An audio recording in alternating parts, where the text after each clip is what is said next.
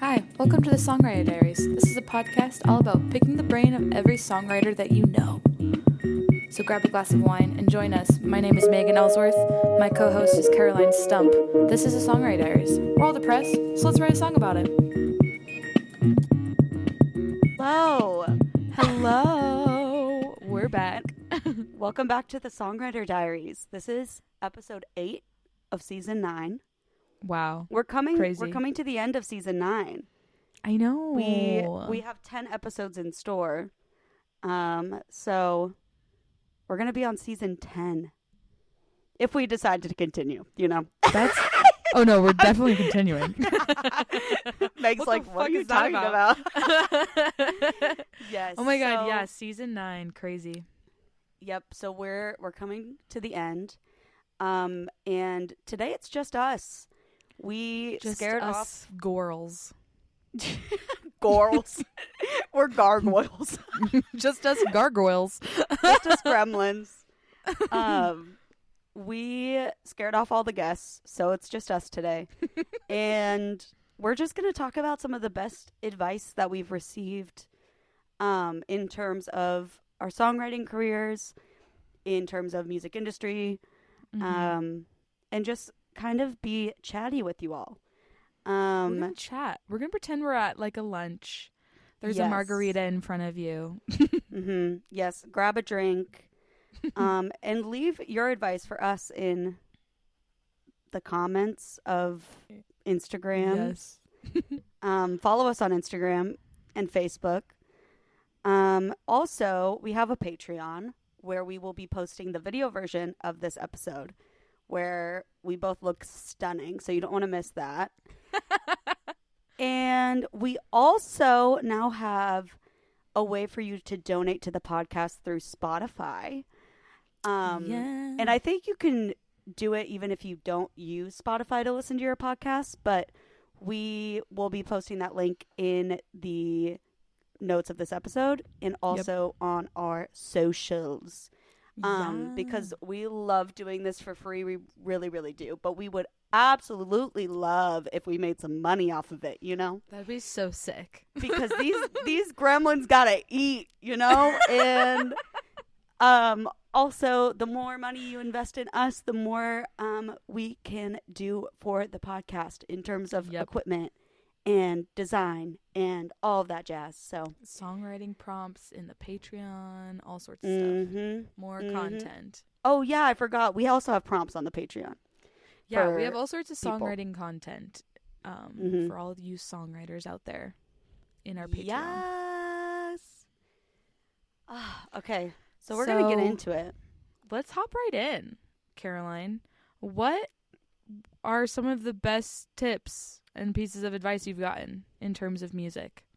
So this advice really pisses me off. As as an Enneagram 8, I was just talking about the Enneagram with previous podcast guests, Lily and Pearl, yesterday. Also, my best friends, not just guests on the podcast. But I was reading up on it again because Lily got me all invested all over again. And I realized that being an 8 is why this advice pisses me off, but it's don't burn bridges. And I really hate it because I'm like, I think that some bridges are meant to be burned. And now keep in mind, this is all per situation, because if somebody is mean to you or homophobic or racist and that's the reason you're burning the bridge, valid reasons. You know what I mean? Like some bridges are meant to be burned, but I'm talking about the bridges that maybe you're just not compatible with somebody as friends. It's always good to keep those connections because they take you so far, especially in the industry side of music. And I mean, the artist side as well. But I have had so many opportunities just from the people that I know. And most of the people I know, luckily, I love. And so it does not matter. But I want to keep those bridges. I don't want to burn them anyway. Yeah. But every job, every opportunity I've gotten has been because of who I know and not because of what I know. So I think that that has honestly been the most important piece of advice that I've received, even though it makes me angry because I think there's a lot of conditions to it. Yeah. It But also just goes to show that, like, you could be the smartest person in the room and be the least successful because exactly. maybe you don't have the connections that anyone else has or the person next to you has. So it really is in this industry who you know, not what you know. Yeah. And you don't have to make connections based on the industry. Make personal connections with people. Talk about things that aren't music with people. Talk about things that you enjoy doing in your free time, whether that's hiking or doing a jigsaw puzzle or whatever, and bond with people over that because one, that makes you stand out in their head of, oh, we have this in common. And two, it doesn't seem like you're using them because I think that's where it gets a little iffy in terms of network and meet people and get along. But if someone comes to me and just talks to me about my job and what I do and doesn't make a personal connection with me, that to me is not an effective way of networking because I'm like, I know nothing about you and you know nothing about me. You only know about what I do. I don't know if any of this is making any sense, but No, in my it head does make sense. it all jives. So I feel like this is also kind of like networking 101.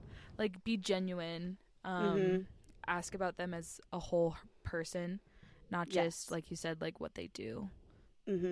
That's good and advice. follow up. Like I was listening to a podcast, and not just follow up as in like I apply for a job and I'm going to follow up with them in a week, but I was listening to another podcast that it's called 20 whatever, has 3 lovely women on it. Highly recommend.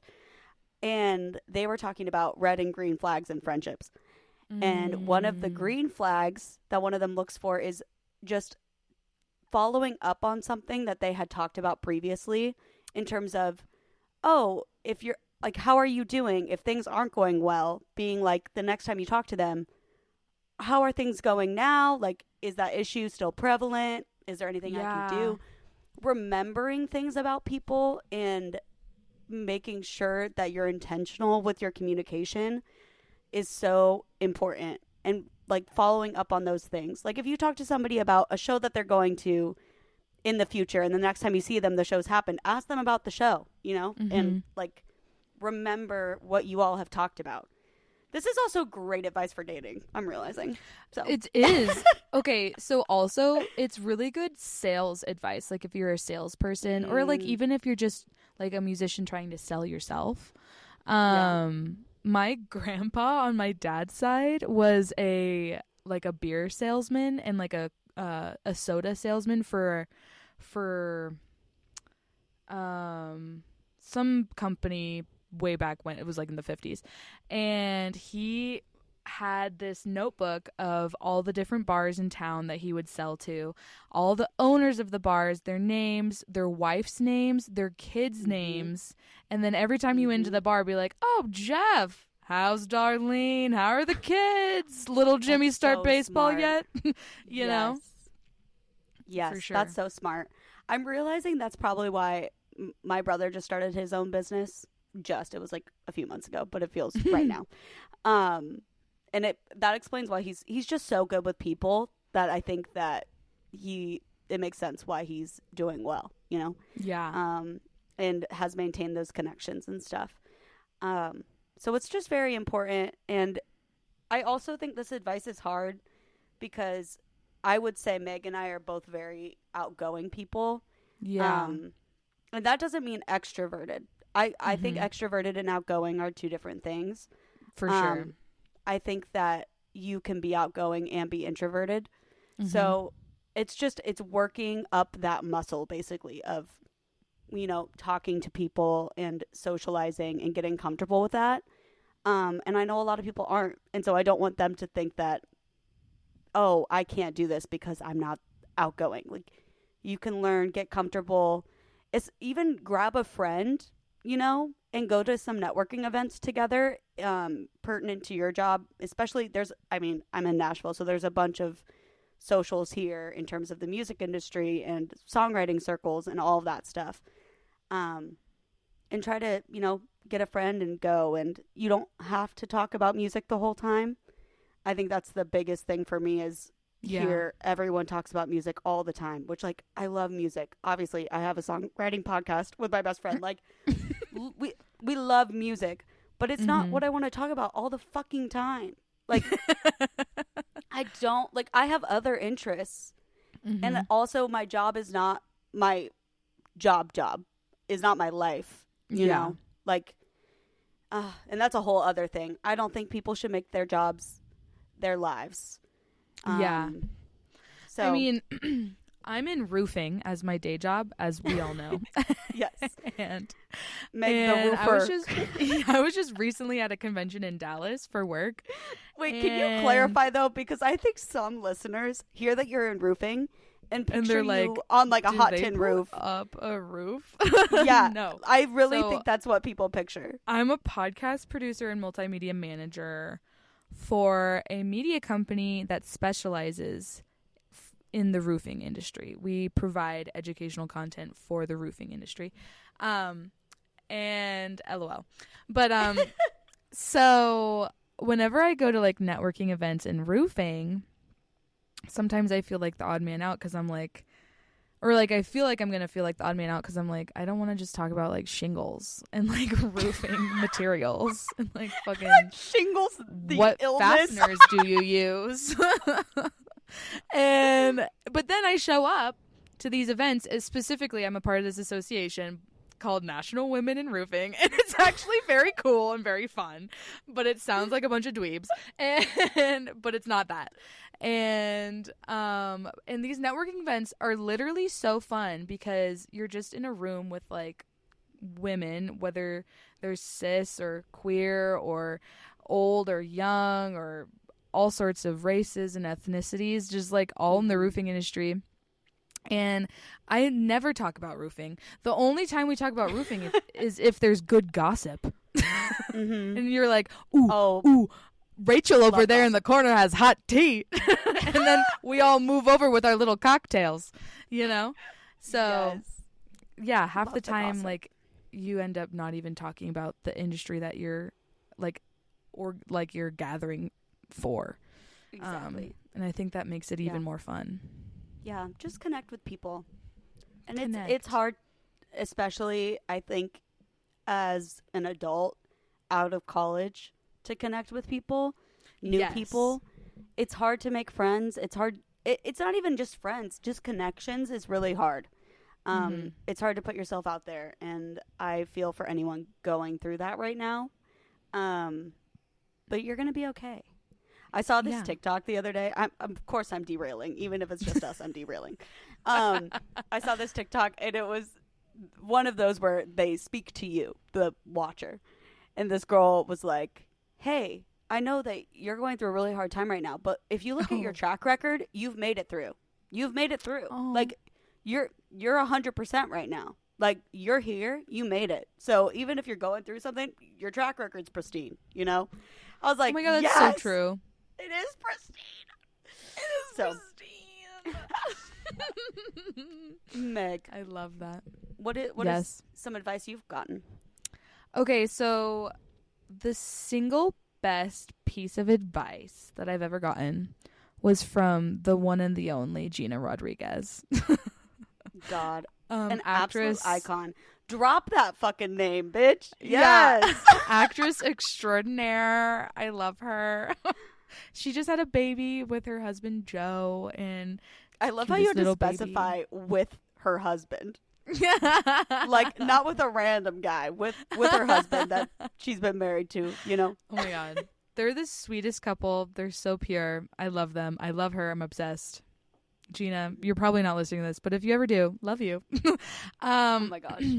She, just around a campfire in good old Camp Sherman, Oregon, she was giving me like some of the best career advice I've ever gotten, and that is to just not give up. And if it doesn't spark joy, then don't do it. And then like a part of that is being your authentic self, and people will like that more if you're being, will like enjoy you more if you're being authentic rather than trying to be what they want you to be or you think they want you to be. And that, like, I've literally never been the same since. This was like 2 or 3 years ago now. And that was just some of the best advice. Like, she was telling me the story how she got on Jane the Virgin, and their first week of filming, it was her 30th birthday. And like, she before this was like a struggling actress in LA trying to make ends meet, literally like didn't book a lot of things. Her family was starting to wonder, like, hey, maybe you shouldn't pursue this anymore. And she was like, no, I'm like, this is what brings me joy. I'm going to keep doing it. Whether, you know, I make it or not, whatever that make it means. And then literally the week of her 30th birthday, she, like, Jane the Virgin got, like, confirmed that they were moving past the pilot and they started filming season 1. And it's just really cool because, like, I feel like I have those moments constantly where I'm like, am I doing the right thing? Should I keep doing this? Should I just, like, fucking dive into roofing? Or, you know, and so, but then I just think back to that moment with Gina, and I think also the idea of if it doesn't spark joy, then don't do it. Yes. And music for a while there wasn't sparking joy. It was like a hassle. It was like pulling teeth for me to write a song. It was anxiety provoking. It was emotional. And I didn't think I was going to continue for a while there. And then I did. And I'm still making music, and it's the most fun I've had in a long time, just because I don't have the pressure on it like I used to. The pressure is just what sucks all the fun out of it for me. Yeah. I don't need to make it. Music is just fun, and performing is a joy. And if one day I get to perform at Red Rocks in front of thousands of people, cool. If I don't, also cool. So yeah, and then also just being authentic. I've found that my best shows are ones where I am the goofiest and silliest on stage, and I'm just cracking jokes left and right and being myself and making mistakes. And if I goof up lyrics, I'll point it out and I'll say, sorry everybody, I don't have a brain. And, you know, and those are some of my best shows where I have the like biggest amount of people come up to me after and say, like, you were so fun to watch, like, you're so engaging. And so yeah, just like, those are the best pieces of advice that I've gotten, and I hope that it resonates for someone out there listening. Yes. I think the idea of what you want to do and what you think you should want to do is a big thing that I've tried to instill in myself as well as those around me, because I have so many friends that are like, oh, I should be doing this because this is what I've always wanted. Like, you can change. Like, yeah, of course, when you were 10, you wanted to tour the world and be a rock star. Now you're realizing what that entails. And maybe that's not what you want for your life. And that's okay to change. It's okay to change your mind on what you want and not go for what you thought you should want. Yeah. Like, for your past self. Live for yourself now. Yes. And your past self will be happy for you, you know? Like, yes. That is literally so true. And kind of going off of that, like, the shame that I had when I was, like, in that year of where I was, like, just questioning music and questioning everything about it. I had so much shame about, like, giving up, and like what would little Megan say, like, that was playing guitar and performing for people when she was like 10, you know? And I kind of had to, as adult Megan, had to say, little Megan would still be so proud of the life that big Megan has, even if I'm not, you know, like you said, touring the world or whatever. as long as you're happy, you're doing something right. Yeah. Yeah. Exactly. I think it's also hard. I think about my dad because he talks to me all the time of like, why aren't you recording more? Why aren't you doing this? Like, you're so good. And he said that, not me, you know. Not to be like, You are so good, Oh, first yeah. of all. But then I explained to him all that goes into it. It's like, it's not, for me, the joy is writing. And I love recording and bringing that song to life. But financially, time-wise, it is so hard. It is so hard. And that doesn't bring me joy. Like, sometimes I don't want to spend my money on recording. I want to spend it on going to shows or getting takeout food, more likely, you know? And, like, that brings me joy. And so I think it's hard, especially when you have expectations set by other people. And not that he's setting them, but in my mind, I'm like, these are expectations you have for me, even though he's just trying to be encouraging. And I've always been that way of, oh, this is what people expect of me, so I need to do it. No, you don't. No, you don't. Like, do it for you. Don't do it because someone expects you to do it. Yeah. And do what makes you happy and sparks joy. And also talk to your friends about advice that they've received. It's very therapeutic, Yeah, I'm realizing. this is fun. Very therapeutic. So therapeutic. And I hope that the listeners out there thought this was therapeutic as well. I hope so too. I mean, we did just blab for 20 minutes about that, but yeah, I feel great. You know? I do too. This was like a You're therapy on the session. right path. You are on the right path. Because it's Caroline. your path. Yep. I was speaking to the listeners, but Oh. I'm also speaking to you. Oh. Actually, everyone except for Meg. Everyone except for Meg is on the right path. Actually, you're on the exact opposite wrong path. Yeah, you saw the path and you were like, fuck it, I'm going through the trees. Well, our next episode is going to air on April Next Tuesday? 11th. That was this episode. Really quick math. Thank you. This episode comes out April 4th. And I'm really excited for the next one. I don't think we should we say who it is? We can wait. Or should we save it? We'll save it. We'll save it. Make them wait. But anywho, thanks for listening, everyone. Thanks for listening. Also, everyone, go wish Meg a belated birthday. Yes, my birthday's April 2nd. Feel free to Venmo me to get a drink at Ellsworth the folk singer. And we'll see you on the next episode of the Songwriter Diaries. Bye-bye. Bye.